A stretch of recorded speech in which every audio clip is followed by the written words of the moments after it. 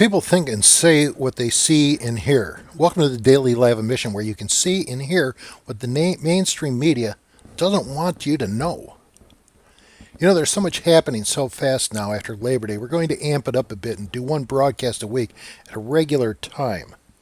It will be a review of the articles of the day you might or might not hear about until tomorrow or even next week, if at all. I'll be posting the URLs into our blog page on electanewcongress.com, which you can also access by a direct link from scienceofliberty.us. I'll also be working to fit into more in-depth reports on some of the things that haunt our daily lives from a distance which we really don't understand, like today's report. Future reports will also include the history of derivatives, the difference between a civil war and a revolution, like we're having today. I'd also like to broadcast a report on how a Suffolk Bank classical gold standard performed in America from 1816 to 1860 in New England, as it is the template of a central bank whose policies are determined by the quantitative action of the people with the use of their money. But let's get moving. We got a lot of ground to cover quickly if we can. We're going to talk about the great bond bubble and the crash of 2016. And the entire concept of a Fed watch is absurd. Their entire mission is to deceive and mislead while their future actions are obvious. They're trapped. Every central bank in the world has shot their wad. Together they have stuffed the Christmas goose with $25 trillion, floated over $20 trillion more of negative yielding bonds to boot. They're out of bullets, and when the shinola hits the fan, Fed and every other central bank are going to be forced to turn to the IMF for a new round of quantitative easing based on SDRs, and the dollar will find itself on the road to parity with the Chinese renminbi. The problem is debt, and what's the easiest way to cut the national debt? Anyone? And the Federal Reserve Bank. And the Fed. It's bankrupt. Take it down. Whether you get trillions of government bonds, which they bought back from their primary dealers who couldn't sell them all every time the Fed injected money to grease the equity machine. Sure, the great bond bubble will burst, but that's going to happen anyway. That's what you get with ZERP and NERP, besides the illusion of a real GNP growth and the massive distortions in our markets.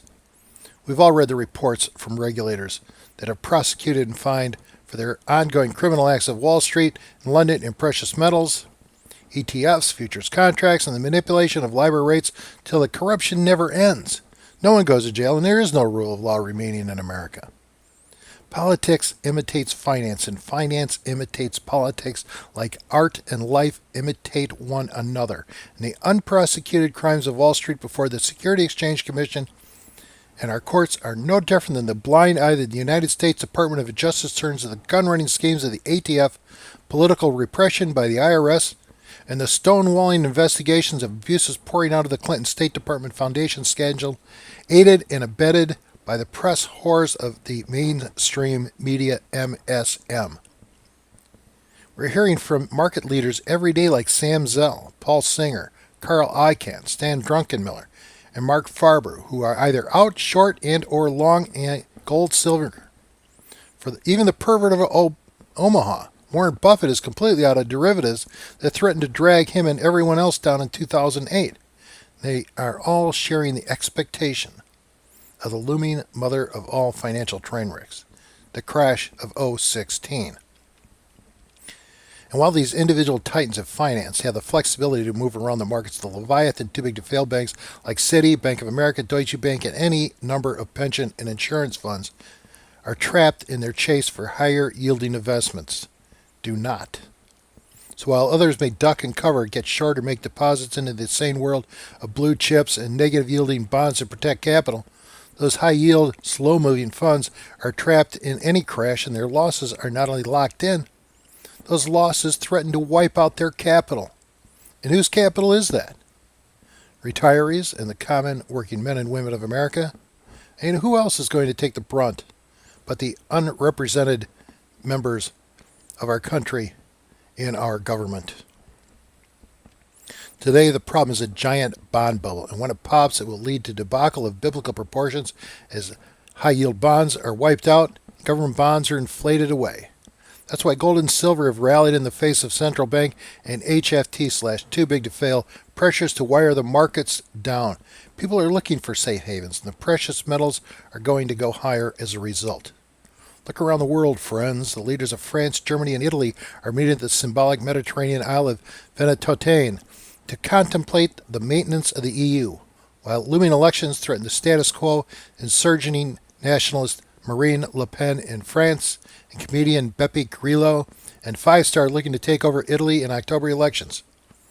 Another is Austria, where its elections were thrown out by the courts for voter fraud, which are now rebounding back and led by the right-wing anti-immigration candidate Norbert Hofer, who is no friend of the EU.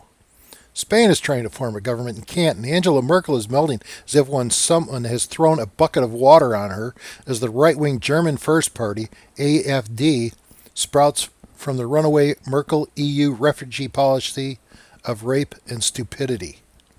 UK Brexit was the first olive out of the jar, and now the EU jar is about to get smashed.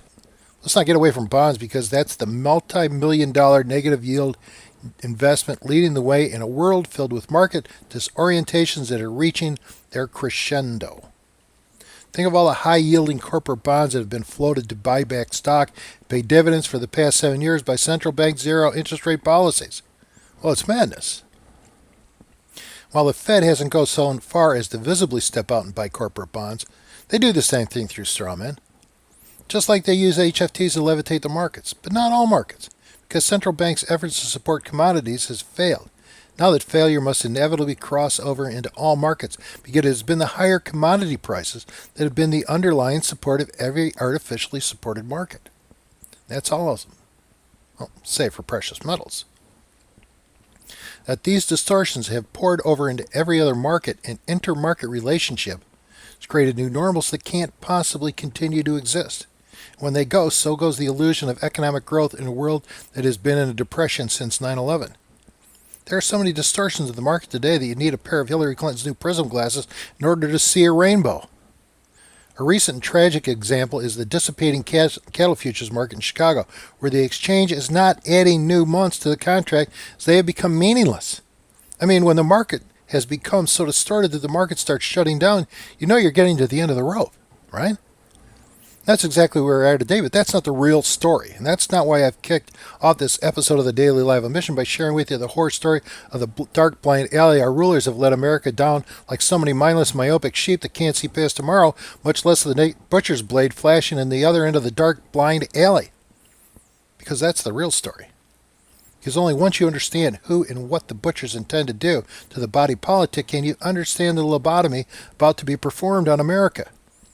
Now here's a chart a recent report from the Richmond Federal Reserve Bank on production, all new time lows. It's because people aren't spending, so inventories are high. How high? Well, look at the chart on the oil production and storage. This doesn't count all the oil in the ships allegedly floating to new port for sale until it gets there. People aren't driving, they're not on vacation, they aren't spending. Look at tax receipts of the government coffers because people are out of work.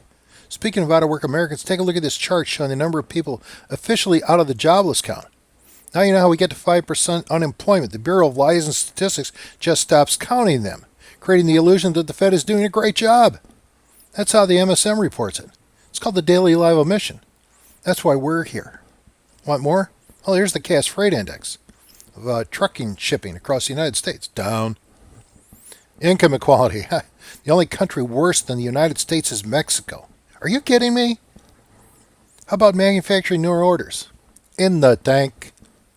Oh, here's the one I love. This shows corporate debt to cash flow. This explains how stocks keep going up and dividends keep getting paid. It's not the business is good. It's that the borrowing is cheap, so new debt is used to buy back stocks, run the price up, and maintain dividend payments, which determine the bonuses paid by corporate heads and shareholders. It's not only short-sighted, it's obviously it can't go on forever. And the ZIRP, zero interest rates, go on forever. As you can see in this chart, interest rates are at the lowest they've ever been in the history of the industrial age. Now, something is wrong here. Something is terribly wrong here. And when you all add it up, it's not hard to figure out that there's something wrong with the Federal Reserve Bank's unprecedented experiment with the American economy. As we add up the unfathomable reality of the insanity, the horror of zero interest rate policy and its natural progression to NIRP, that's negative interest rate policy. Today, after cutting interest rates 667 times since Lehman Brothers collapsed in 2008, central banks have purchased $25 trillion in financial assets. That's how $8 trillion of negative yielding sovereign debt and 13 trillion in negative yielding global bonds are created. People are paying to park their money today and investing in guaranteed losses. And that, my friends, is the definition of a broken financial system. The result, Americans increasingly do not trust their government for good reason. The question everyone needs to ask is what happens when that trust level hits zero. I can tell you, way before that happens, we get a revolution. The risk of repeating myself too often, history defines a revolution as the government's bankruptcy of its people. And that is exactly what's going on here in America today. Did I say America? I should have said the entire world, because not only is America in the early stages of revolution, so is the entire world. And if you don't think it's in America, here, let's take a look at this chart. Pre-bubble busts. Does it look familiar? Yep. Here's a P ratio and depressions. They get high, the market goes low. There's a chart of global uncertainty. There's nothing uncertain about that chart, is there? Now here's global debt versus GDP. A little out of balance.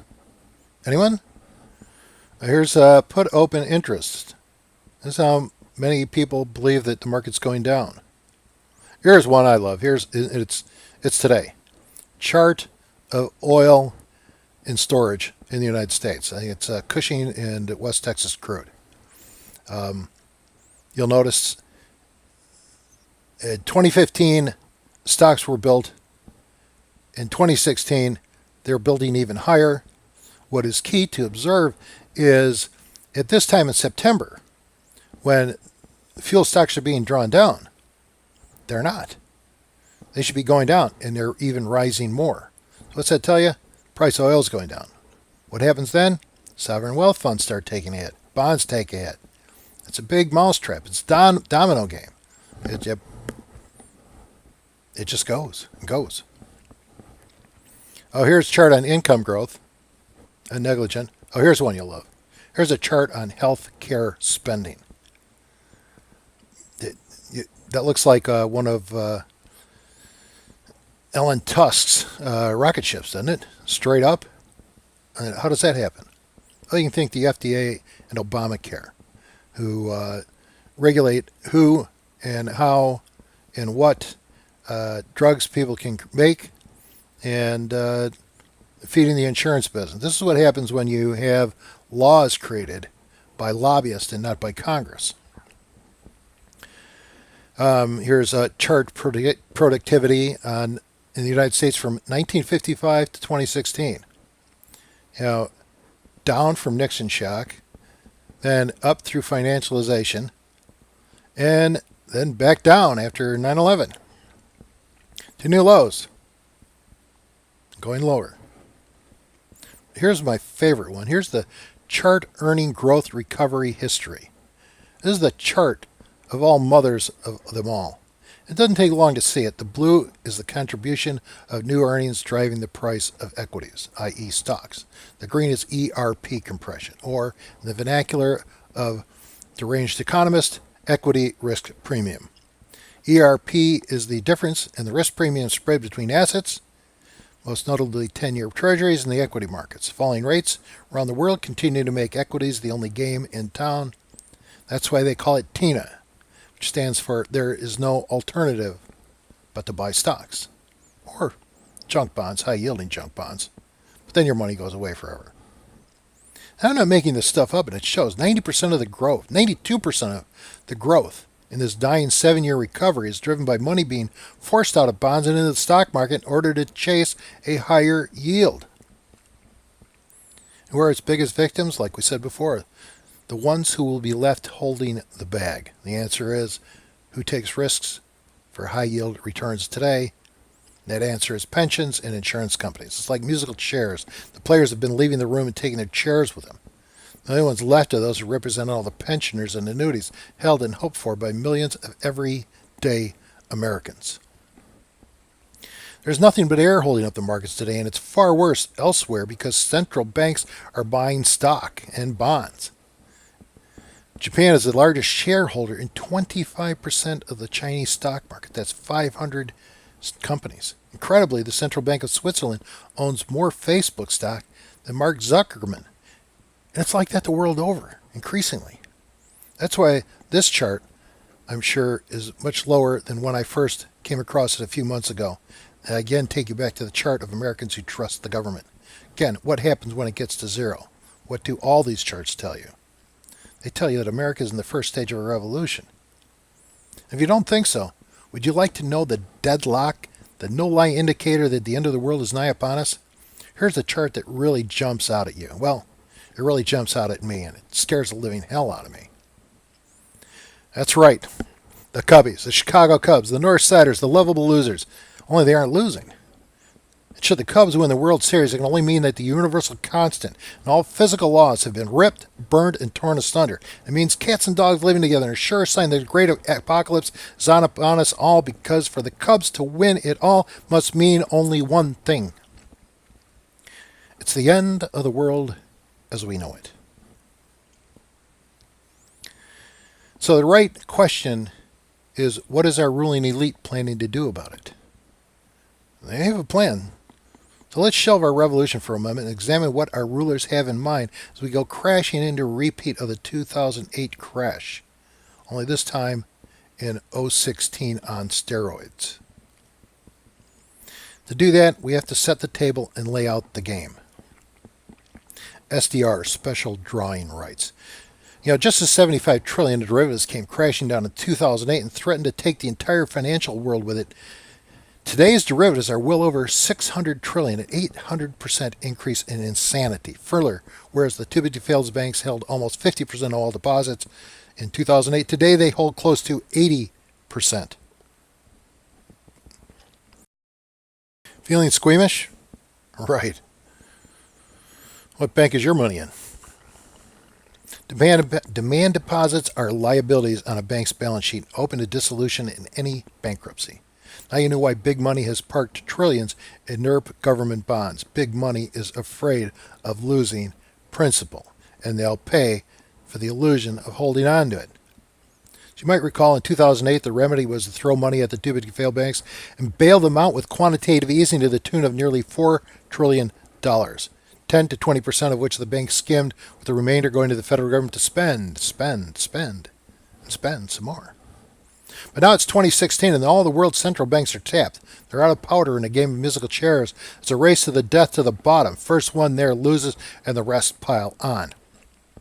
Their only answer is a new world central bank with a new world currency comprised of all the currency, because this not only interrupts the race to the bottom, but creates a whole new and untapped way to create free money all over again and save not only the too big to fail banks, but their respective tyrannical, oppressive, statist governments like the United States, China, Russia, and every other government in the world except maybe Iceland.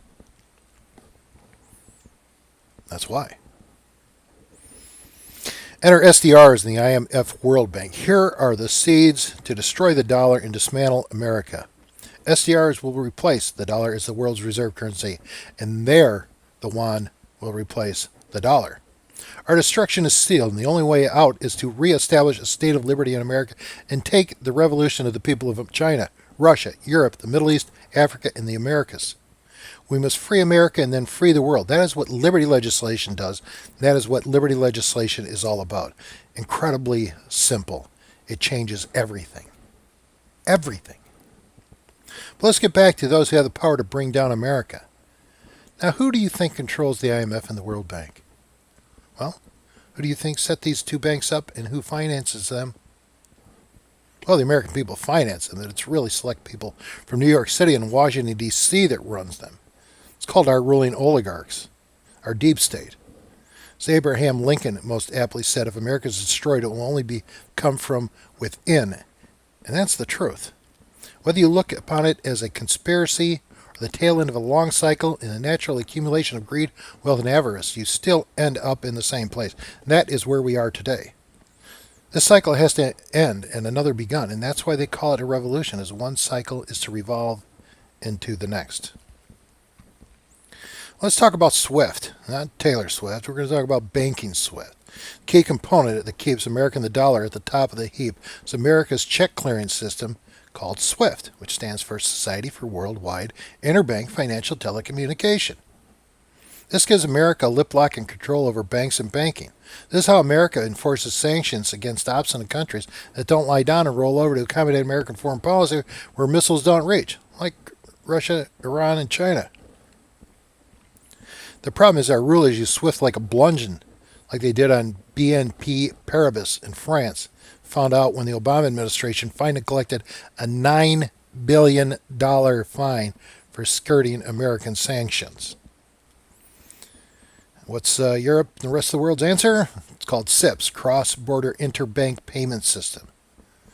How long do you think foreign governments, their home too big to fail banks, are going to put up with our handling of SWIFT? Not long, you say? Well, you're right. In fact, SWIFT already has a replacement. It's up and running. It's called CIPS.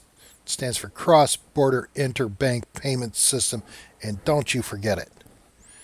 Recently, Deutsche Bank signed on to CIPS along with Santander, UBS, BNP Paribas, and New York Mellon Bank. Yep, even U.S. too big to fail banksters are signing on to a global monetary payment clearing system that can be conducted in almost every other currency, not just the dollar. Because when you get down to it, the only way to take over the world is to get rid of the 500-pound gorilla created to wreck the world, so the globally minded psychopaths can clean up the mess and reform it into their perverted global satanic dreams. Yes, America, you've been sold down the river, and as the river reaches the ocean, we're being laden down with rocks so that we sink quietly beneath the waves. But Washington, D.C. and Wall Street have abused the privilege so long that the world has built a different ship. Our world is changing because the world is not only tired, but has outgrown being ruled by America, and America doesn't have the superiority we once possessed to make it so. Now the G20 meets in Hangzhou, China for a last-minute tune-up for what the history is going to call the beginning of the inevitable, the end of the dollar. How and where does the crash start? My best guess is Europe because of the desperation coming out of Brussels. It's hard to ignore the tax clawbacks Brussels is trying to force upon Ireland and Apple, the billions of which they want Ireland to pay down their debt to the EU. And it doesn't stop there because Brussels already set the sights on McDonald's and Google. And who's next? This tells me the EU is desperate. Why else would they pick a giant tit-for-tat fight with the United States for billions when there are trillions at stake? We want the money, Lebowski. Yeah. Okay, we go to the crash of 2016. But who's going to bail everyone out? Well, not the world's central banks. They're tapped. No mas, amigo. So what did the deranged ruling elites do? They create a new central bank with a new global currency that will outstrip all the other banks. Only it's not a new central bank. It's the old IMF World Bank with new superpowers. SDR powers to be exact, and that's why the yuan and China have been invited into the mix. That is why the dollar has seen its day, because it has outlived its usefulness to our ruling elite. It's a combination of the global psychopaths' anticipation of the American people in revolt against our Fed, and the Fed having run out of bullets because our ruling global psychopaths have been using it as their personal piggy bank for years. But now it's time to change horses by exercising powers they've had on the shelf for new and revitalized global central IMF World Banks, using SDRs to bail themselves out and inflate their problems away, but this time using a nationless central bank that is beyond the control of anyone but themselves. The irony is that our dollars created this monster. We own it. The problem is our government owns us. At least they treat us as if they do. So now we know what our ruling oligarchs have in mind for we Americans. Well,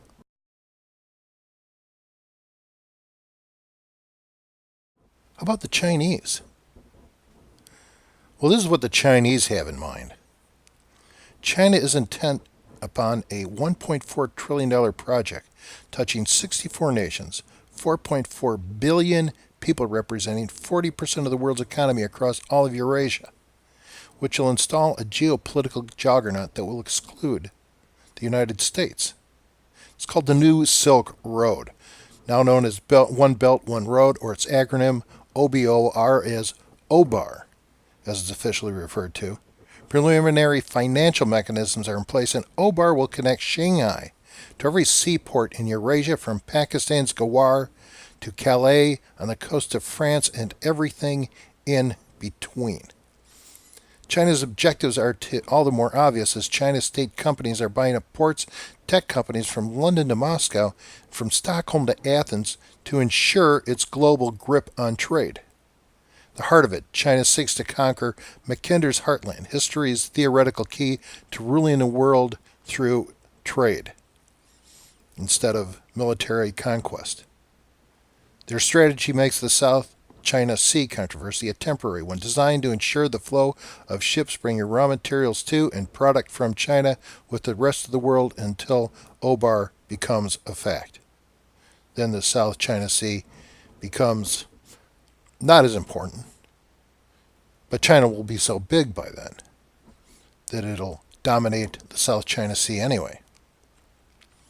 And this weekend, the Chinese put the West, led by America, on notice soon after Obama and his entourage of aides and reporters landed the moment Air Force One touched down in China onto their airport tarmac. Take a look at this picture. You don't see a ramp from the photogenic front hatch of Air Force One to welcome the leader of the world's greatest power. No red carpet, and on the tarmac, Obama's White House staff nearly came to blows while Chinese henchmen shouted, "This is our country, and this is our airport." Then reporters were not allowed to follow in the motorcade to the hotel, where reporters and staff were once again put through the Chinese ringer. On September 30th, 1 month from now, the Chinese renminbi, or yuan, becomes one of the currency components of SDR, special drawing rights, and overnight, the yuan becomes a toe-to-toe competitor with the dollar. They're competing with all the manufacturing jobs we have shipped to China, lock, stock, and barrel, over the past 20 years. Today, our federal, state, and local governments employ 22,213,000 people, while the manufacturing sector employs 12,281,000. For half a century, from January 1939 through July 1989, manufacturing employment exceeded government employment in the United States, and then it changed. Until today, public employees outnumber manufacturing jobs by 9,932,000 Americans. Today, America spends more money shoveling bullshit than creating tangible wealth to support the government and everything else. In 1960, 24% of Americans worked in manufacturing and made something. Today, it's 8%. And everything else is made in China. We get no respect. Furthermore, get used to it. Say hello to the old kid on the block who is now a young man. Because within the cyclical framework woven by status time, America's day is past and time is not on America's side anymore. So we can either take the fight to them and lose, or change the cycle and change the game, which is not so much a question of how we conquer the world, but how we set it free. The only way to do that is to feed the tyrants people liberty and let them free themselves from the grassroots level up from within. America's problem is that to do it, we must first lead by example. America must see through our government and reset America to liberty, and by doing so, restore each American's personal freedom. It is America's only way to succeed, because liberty is what made America great in the first place. And the only way to make America great again is through the justice and bounty found exclusively within the governing models found in the state of liberty. The days of the omnipotent American military juggernaut has come to an end. Even the original insane neocon conqueror of the world, the number one inmate of the neocon asylum, Zbigniew Brzezinski, has thrown in the towel in his recent address that the war for Mackinder's Eurasian heartland cannot be won. But that's typical of an oligarch, because they can see no further than beyond their own views. They are blind to the superiority of the state of liberty that would strip them of their powers. And so they never realize its strengths. Yet America can still win, but there is only one way America can survive. America must embrace the state of liberty and its daily operating models of both government and finance that structurally places the power of government and money directly before the people for their true consent of the governed. Until we can show the power of liberty in America, why would the Chinese people turn to a dualistic, two-faced American status democratic fascist state? They're having a revolution too. Why would they surrender to such an American state? Why would we surrender to them, or even anyone else? Now, to be fair, weakening a target nation by dividing it has been the preferred strategy of nations over millennia. The only reason the stronger eventually fails is because they try to do it from the progressively weakening financial house of cards they have built for themselves to get there. We, become the oppressor and tyrant, which destroys themselves and the nations they have overtaken and perverted to attain their ambitions. And George Washington pointed this out in his farewell address to the nation, warning that the cunning, ambitious, and unprincipled men who connive their way to power commandeer the laws for their own, and this is the customary weapon by which free governments are destroyed, only to find that the powers they have acquired and twisted to their unholy desires, they have so corrupted that it collapses underneath their burdens. Of course, that is what Washington's speech is paraphrased as, but its meaning is spot on. For America to win anything, we must first win at home, because if you can't win at home, how are you going to win on the road? Consider the alternative. An American condemned to languish in our own centralized monetary cesspool, ruled over by our governing elite, our deep state, our ruling oligarchy. It's a matter of time given the rope we're on. That is its cycle, and the only way to change that cycle is to get on another one and leave America's ruling status state behind and embrace the state of liberty. Else eventually China will overtake and exceed America, and worn down by its rulers, and instead of giving direction, we will be taking it, and the American people will continue to suffer, only under much greater stress with no hope on the horizon. You can pick your black swan event and keep it. What's the trigger to the crash of 2016? Italy, Ireland, Iran, China? Oh, my money's on Italy. Their only saving grace is they're supposed to have a lot of gold, unless it's not in Italy anymore, which it's probably not. It's interesting to note that SDRs also carry 2.5% of their value in gold. You'll be hearing me over and over again repeating we're in the early stage of a revolution, which history defines as a government's bankruptcy of we the people. Well, that's a lock. There's only one way out, and that is the state of liberty, which changes not only domestic and monetary policy, but foreign policy as well. It is the only way to match China, to defeat China before we allow China to strangle America into submission. Welcome to Liberty, America. It's the only way to make America great again and return us to our birthright of freedom and the light to subjugate the world to a shared piece of freedom. And if not, get ready, America, to enter into a never-never land of hyper-stagflation on steroids and the Great Depression. That or join the revolution. It's the only growth industry left in America. This concludes the Daily Live Emission. The next Daily Live Emission will address the 2016 election, which will get out ASAP before we accelerate our format. If you want to know more about revolutions in the state of liberty, I would encourage you to watch the third volume of the Daily Live Emission on YouTube under William W. Faywell. In fact, watch them all. Their URLs are posted on the blog page at electingnewcongress.com and scienceofliberty.us, where you can also read for free all about the 4 laws enacted before Congress today that comprise liberty legislation, which, if passed today, would change America from being ruled to an America where the people rule over the government, which defines liberty, a diametrically opposed daily modus operandi of both government and finance to what we experience today.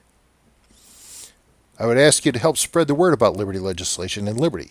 You might even buy a copy of The Science of Liberty, American Reformation, or my first book, New American Revolution. You might even buy a book and make a donation, because trying to direct a revolution into a state of liberty as a mass media issue is not cheap. There are costs involved, and I welcome your help. Revolutions are very bad things. Everyone's invited, and attendance is mandatory. So in the long run, you can look upon it as an investment in your future, as well as the nation's. And start calling your congressperson and senator. Ask them where they stand on liberty legislation. Feel free to hand them out the website of scienceofliberty.us so they can read about liberty legislation themselves. You can find the link that'll tell you how to contact your congressman and senator at electanewcongress.com by going over and clicking HM 535. Call every candidate from your state. Ask them if they will support liberty legislation if they say anything but yes. They just told you no. In which case you go to the candidate running against them and ask them.